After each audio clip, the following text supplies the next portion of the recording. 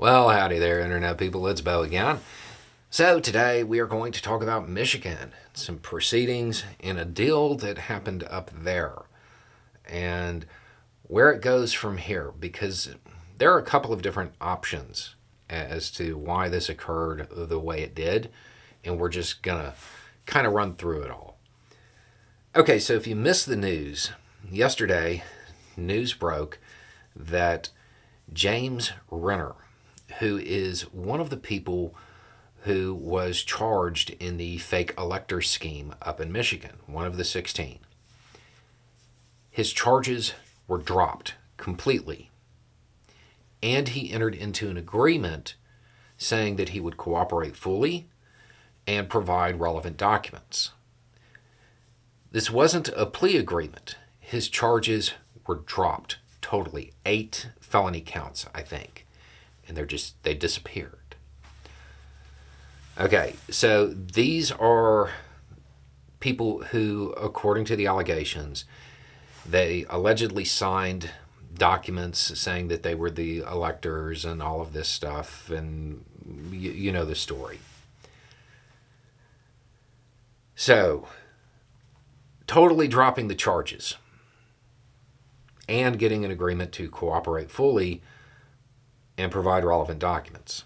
And an interesting thing that came from the attorney, from Renner's attorney, was that he said that, basically they were happy for the outcome or I think excited for the outcome,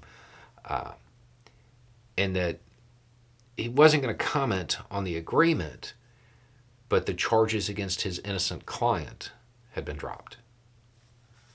That's interesting. We've talked about how a lot of the electors may not have fully been aware of what was actually happening. And this could be that. It could be a situation in which, upon review, the prosecutors were like, wow, this guy was taken advantage of. And him fully cooperating means explaining what happened and how that occurred, and providing relevant documentation could mean emails, anything along those lines that convinced him that what he was doing was actually legal. That's one possibility.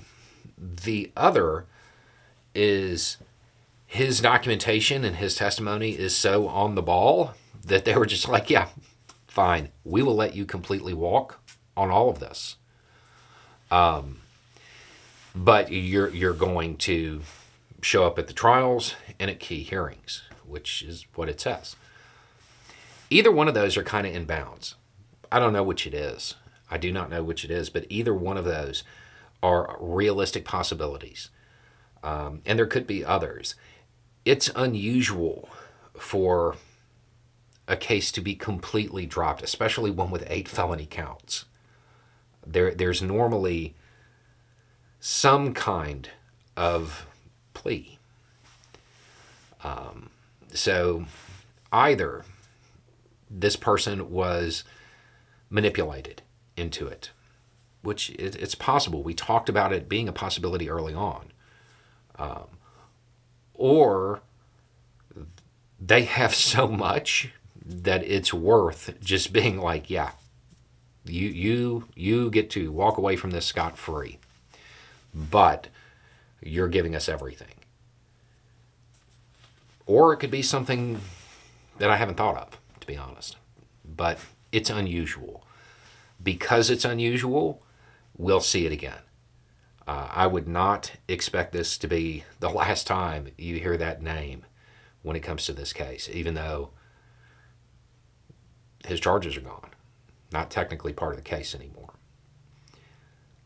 But I imagine we'll hear from him again. Anyway, it's just a thought. Y'all have a good day.